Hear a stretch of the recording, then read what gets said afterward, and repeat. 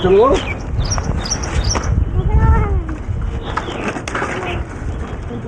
प्रणाम बाबा जी। बेटे नमस्ते बेटे, क्या हाल है? बस बढ़िया। कैसे हैं आप? बस ठीक। ये बेटे तुम्हारी दीदी है सतिया देखो। हेलो हेलो बाबा जी, चलिए स्टूडियो। बच्चों को मैं आज वो चीज सिखा रहा हूँ कि कहीं भी उनको हर काम में ना करना सीखें जी। कठिन से कठिन समय भी आए, कठिन रास्ता भी आए। जैसे कई बार प्लेन सड़क पे तो आप गाड़ी चला सकते हैं। हाँ। अगर सही ढंग से आपको भोजन करें तो आप अपने शरीर को चला सकते हैं। जब शरीर रोगी हो तो तब भी शरीर को काम ले सके जी। इसी तरह ये जो सड़क में कठिनाइयां हैं, खड्डे हैं, ये भी एक शरीर में रोगों की तरह हैं जी। उसको पार निकलना सिखा रहा हूँ मैं जी। वो तो आप कर रहे हैं और मैं आपसे क्षमा चाहती हूँ कि मैंने आपको डिस्टर्ब किया, लेकिन आज कसूर मेरा नहीं है बाबा जी। क्यों, क्या हुआ? देखिए, आज ना मेरे पास सुबह सुबह बहुत सारी हमारी जो महिला दर्शक हैं उनके टेलीफोन आए हैं और उन्होंने कहा है कि बाबा जी को लेकर आओ और आज स्त्री रोग पर हमें कुछ जानकारी दो। तो आज तो चलना ही पड़ेगा। देखिए बाबा जी, आज मैं आपको परेशान नहीं कर रही। चलो, मातृ शक्ति के जो रोग है वो मैं बताने को तैयार हूँ। आप सभी के पत्र और फोन इकट्ठे कीजिएगा। चलिए आइए। चल प्राची, चल लगाओ प्रांजल धक्का। ओ हो चलो। नमस्कार, बाबा जी के नुस्खे में आपका स्वागत है। अब लेते हैं बाबा जी से कुछ जानकारी।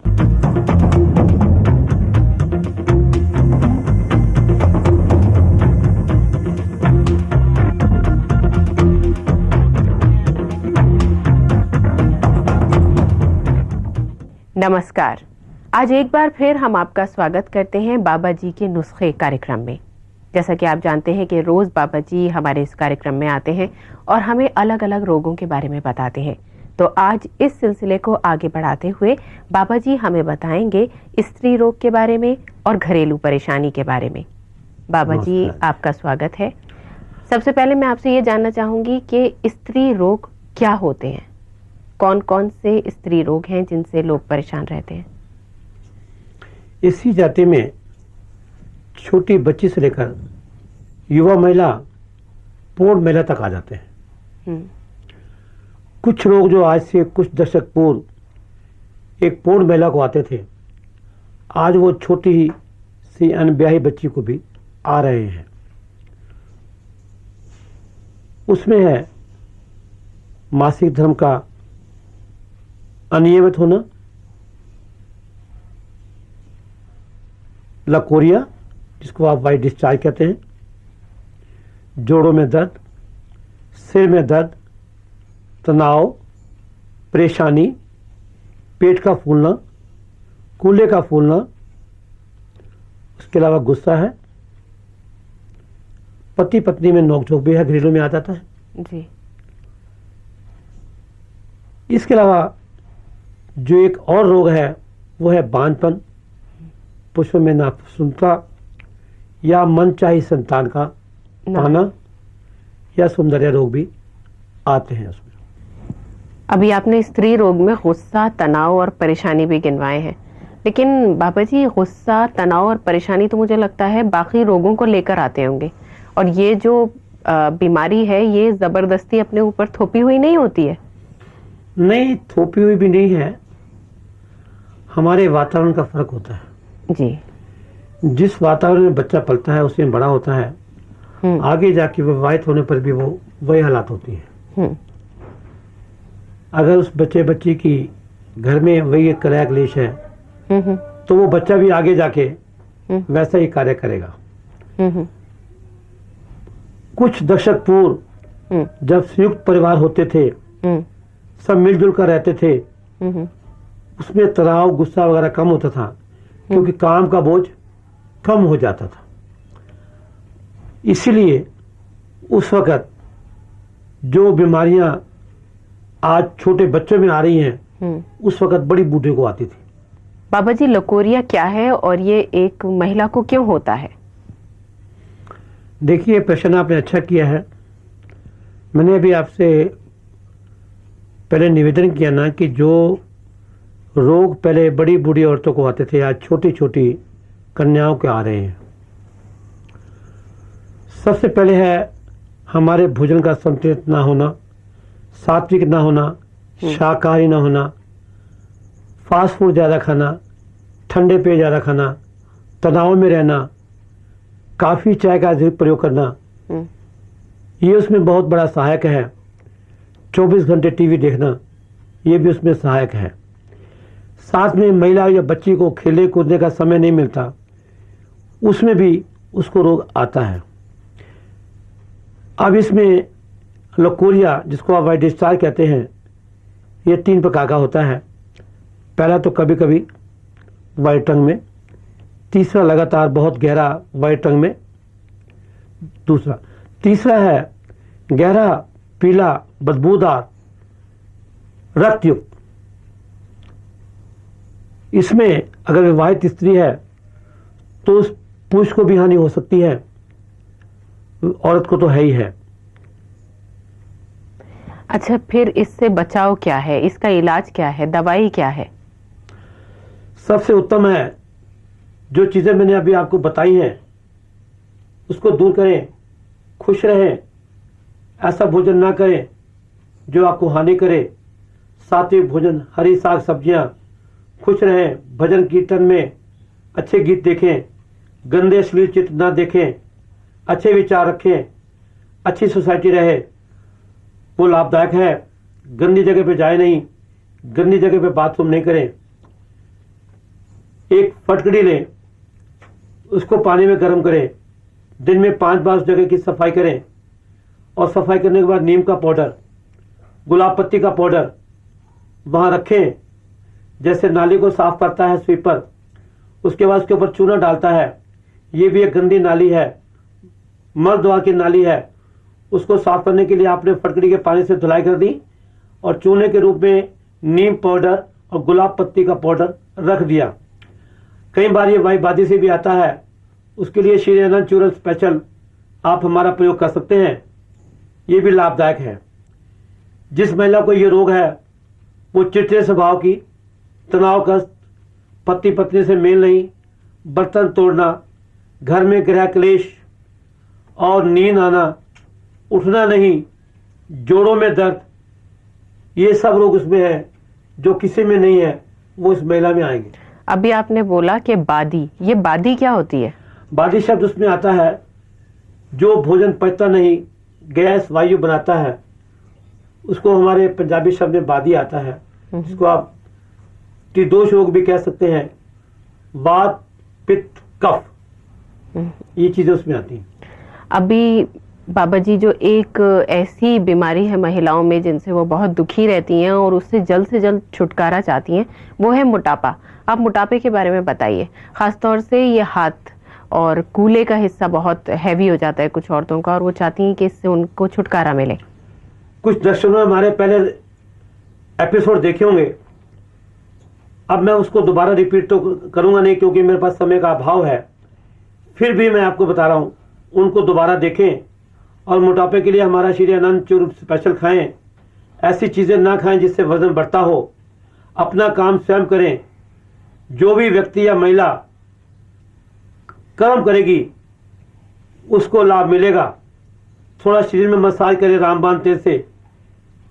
त्रिफला चूर्ण खा सकते हैं, हर्बल देसी चाय यूज कर सकते हैं, हरी साग सब्जियां खा सकते हैं, गोभी, अरबी, भिंडी, देश से बचने वाला भोजन, मांसाहारी भोजन प्रयोग नहीं करें, ये आपको लाभदायक है।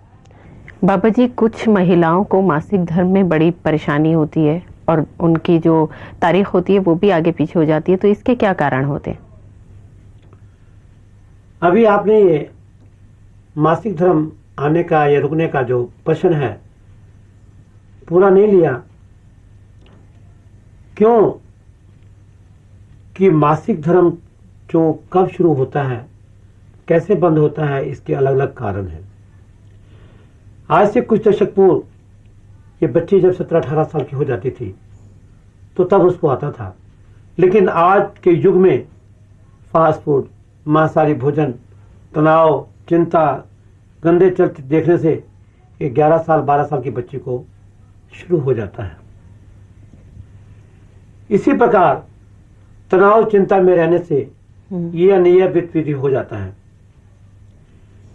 फिर कई बार जब एमसी देश में आता है तो बच्ची को असहाय पीड़ा होती है, उसके लिए श्री अनंत निरोग चूर्ण का प्रयोग करें।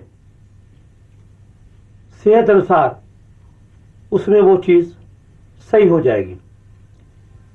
युवा महिला को, विवाहित महिला को जब आती है, कई बार गर्भपात हो जाता है, प्रसव काल ऑपरेशन में होता है, या तनाव चिंता में रहती है, उसमें नसों पर दबाव आता है, तो तब ये रक्त का आना जाना बंद हो जाता है, या कभी 2 महीने में, कभी 6 महीने में वो चीज की शुरुआत होती है। इसी प्रकार अगर कोई महिला का पट्टी वगैरह लगाती है या परिवार नियोजन का किसी वस्तु का प्रयोग करती है, उससे भी इसके ऊपर असर पड़ता है। कई बार महिला, क्योंकि हम भारतीय समाज है, पवित्रता के बंधन में बंधे हुए हैं, इसको छुआछूत मानते थे। वो जो एमसी के दिन होते हैं, महिला को रसोई या मंदिर में जाने नहीं देते हैं जी। उसको, महिला को छुआछूत मानकर रसोई से दूर रखते थे। लेकिन आज वो सब चीजें एक बात बन के रह गई है। क्यों? कि एकल परिवार होने की वजह से घर में दूसरी कौन सी महिला है जो रसोई में जाए, इसलिए छुआछूत खत्म हो गई है। पहले वहां गंदे कपड़ों का प्रयोग होता था, आजकल वो चीज नैपकिन भी साफ स्वच्छ आ गई है। तो उससे, स्वच्छता से वहां यौन रोग होने का खतरा कम हो जाता है।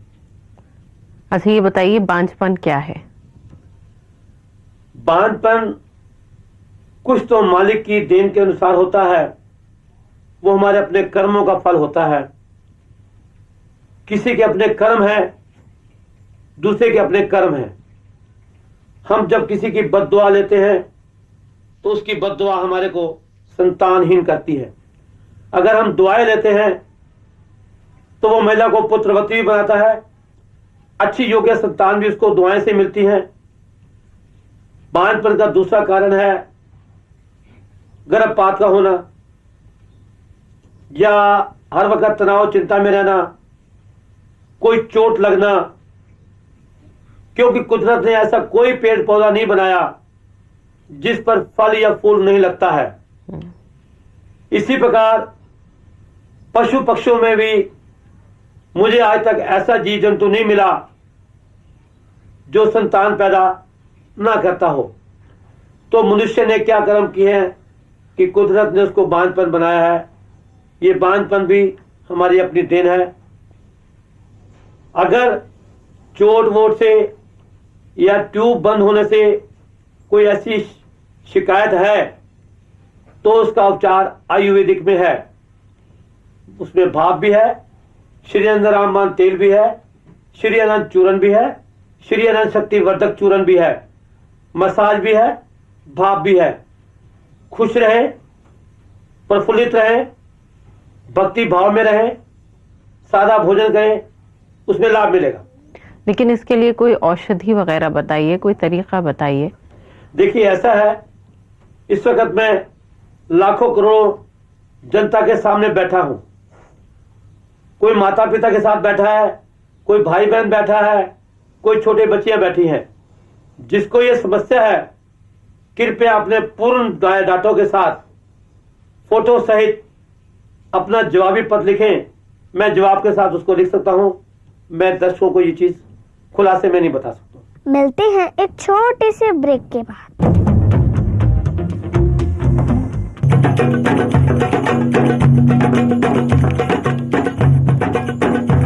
नारियां पुरुषों की शोभा श्रृंगार को बढ़ाए, हाथों व पावों को सुंदर व स्वाग में चार चांद लगाए, सुंदर एवं नवियों में सदा बहार लाए, प्राकृतिक की अनमोल अमूल्य देन व उपहार, श्री अनंत हर्बल हिना स्पेशल मेहंदी।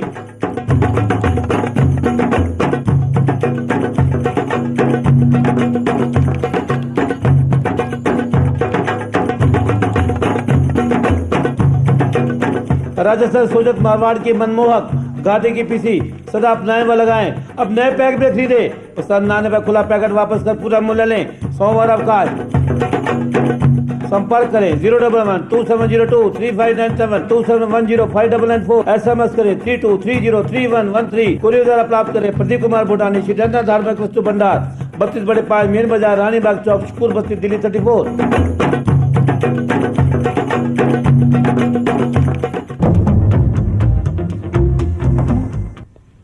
अच्छा, एक और जो बीमारी होती है महिलाओं में वो है सर का दर्द। तो ये बताइए कि इतना क्यों होता है महिलाओं को सर में दर्द? ऐसा है, सर का दर्द एक ऐसा दर्द है जो सभी पक्षियों, जानवरों और मनुष्यों को भी होता है। लेकिन महिला को तो ये खुद उसकी अपनी देन है। महिला सिर दर्द खुद मोल लेती है। क्यों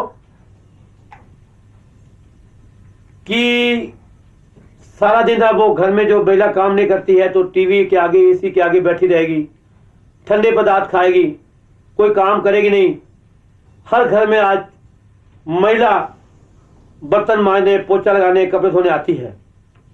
उससे जो उसका खाया पिया है वो हजम नहीं हो सकता है। सिर दर्द के लिए श्री आनंद रामबाण तेल से मालिश करें, या अभी मैंने कुछ देर पहले ग्वार पाठा बताया था, उसके रस से मालिश करें। क्यों कि सोचने से, तनाव में, पति पत्नी की नोक झोंक से, बच्चों पे गुस्सा होने से उसकी नसें कमजोर हो जाती हैं।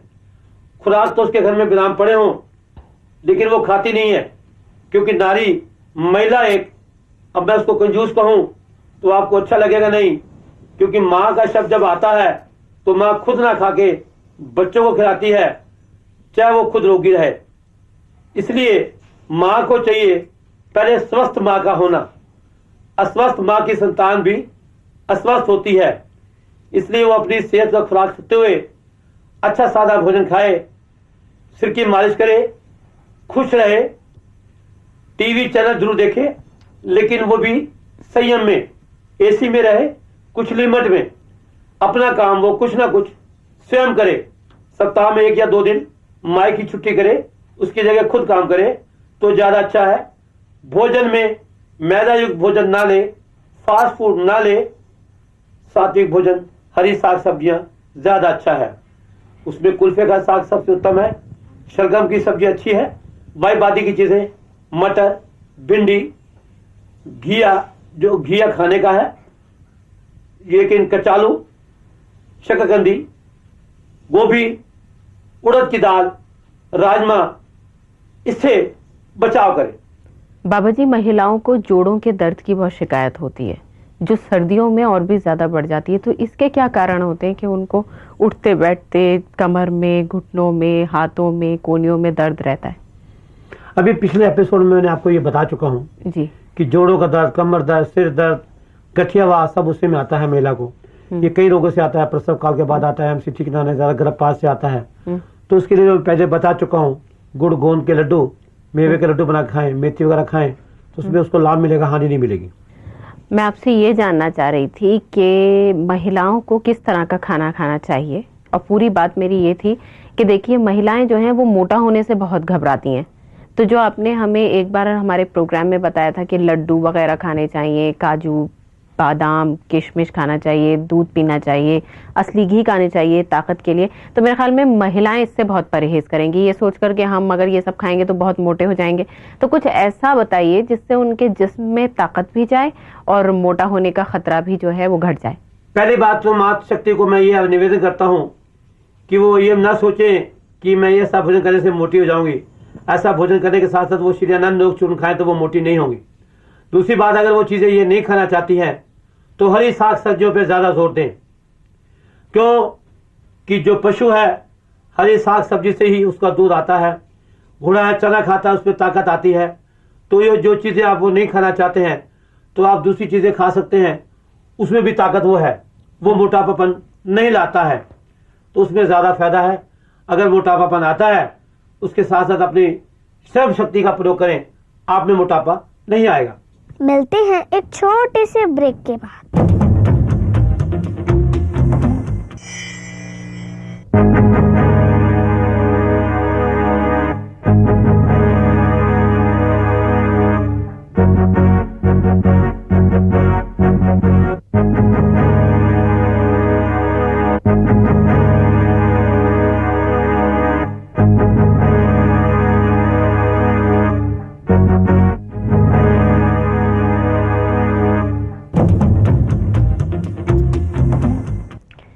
बाबा जी, मैं आपसे ये जानना चाहती हूँ कि हमारा जो समाज है वहाँ पे जो एक घर में माँ होती है वो तब तक खाना नहीं खाती जब तक घर के सारे लोग घर में ना आ जाएं, चाहे रात के 12 क्यों ना बज जाएं, वो खाली पेट बैठी रहती हैं। तो इस चीज का उनकी सेहत पर क्या असर पड़ता है? देखिए, कुछ समझदार परिवारों ने इस पुरानी रीति रिवाज को तोड़ा है। कुछ जो बाकी लकीर के फकीर रह गए हैं, मेरी उनसे यही बेनती है, अपने शरीर को स्वस्थ रखने के लिए पुरानी लकीरों को तोड़ें जी, नई रीति अपनाएं। अगर वो नई रीति नहीं अपना सकते तो गैस, एसिड, कब्ज वगैरह से बचने के लिए, क्योंकि जब आप गाड़ी में पेट्रोल नहीं डालोगे गाड़ी चलेगी नहीं, गाड़ी गर्म हो जाएगी जी। इसलिए भोजन न करके उसकी जगह घी, लस्सी, दही, दूध, दलिया, मूंग की दाल, जूस, सलाद, फल फ्रूट का सेवन कर सकते हैं। वो रीत भी नहीं टूटती है और नियम भी भंग नहीं होता है, स्वास्थ्य भी अच्छा रहता है। लेकिन अगर कोई ये कुछ भी नहीं खाता और खाली पेट रहता है तो उससे क्या नुकसान है? मैं आपसे वो जानना चाह रही हूँ। देखिए, मैंने तो आपको ये निवेदन किया कि उससे गैस बनेगी, कब्ज बनेगी, शरीर को गर्माहट आ जाएगी जी, गुस्सा आएगा, तनाव आएगा जी। तो जब कोई नहीं मानता तो उसके फिर ईश्वर पर भरोसा है, उसका रखवाला फिर ईश्वर ही हो सकता है, कोई दवा दारू नहीं। अच्छा, ये एक बात और बताइए कि किसी को भी कितने बजे तक रात में भोजन कर लेना चाहिए? भोजन अक्सर क्या है, आजकल हमारी जो फास्ट जिंदगी है, तेजम भागम भाव की जिंदा है, उसके लिए हम 11 बजे, 12 बजे, 10 बजे भोजन करते हैं। हाँ, वैसे क्या एक टाइम? अक्सर पहले कुछ दशक पूर्व जैसे सूर्य ढलता था, खेती करके लोग आ जाते थे, इतने कल कारखाने, इतने काम नहीं होते थे, सूर्य ढलते ही संध्या के समय भोजन कर लिया करते थे। लाइट वगैरह नहीं होती थी, दीपक की रोशनी होती थी, कीट पतंगों से बचाव से बचने के लिए भोजन पहले कर लिया जाता था। जैन समाज आज भी कुछ वर्ग में संध्या से पूर्व ही भोजन कर लेते हैं, नहीं तो आप बेसमय भोजन खाने से ही रोग पनप रहे हैं। बाबा जी, आजकल जो हर लड़की की ख्वाहिश होती है वो ये होती है कि वो एकदम फिट रहे और एकदम सुडौल लगे, तो इसके लिए उन्हें क्या करना चाहिए? और पता है सबसे मजे की बात क्या होती है कि वो पतले रहने के लिए, फिट रहने के लिए खाना छोड़ देते हैं। तो इसका बताइए कि कितना नुकसान हो सकता है आगे चलकर, और कैसे वो अपने आप को फिट रख सकते हैं खा पी के? देखिए, भोजन तो किसी हालात में भी नहीं छोड़ना चाहिए, चाहे वो रोगी है चाहे वो अरोगी है। भोजन में वो तत्व हैं कि जो रोग को कोसों दूर करते हैं, और दूध में वो पौष्टिक तत्व है जो अनेक रोगों से लड़ाई करता है। मसाज में वो ताकत है जो कोई भी दवा ना ठीक करे। मसाज उस शरीर को, चाहे वक्ष हो, चाहे बाजू हो, चाहे घुटने हो, चाहे टांगे हो, उनको सुडौल बनाता है। मसाज करने के तरीके भी अलग हैं। मसाज के लिए श्री आनंद रामपाल तेल से मालिश करें, एक तो शरीर दर्द दूर हो जाएगा, दूसरा शरीर में जो चमक है, सुनहरीपन है, वो लाएगा, उसमें कमी नहीं आएगी। बाबा जी, आपने हमें इतनी अहम जानकारी दी, इसके लिए हम आपका धन्यवाद करते हैं और आशा करते हैं कि कल फिर आपसे मुलाकात होगी। तो ये थे बाबा हंसराज भूटानी, जिन्होंने आज हमें स्त्री रोग के बारे में और घरेलू परेशानियों के बारे में बहुत सी जानकारी दी। हमें आशा है कि आप इस जानकारी से लाभ उठाएंगे। बाबा जी के नुस्खे कार्यक्रम आपको कैसा लगा, हमें पत्र लिखें। हमारा पता है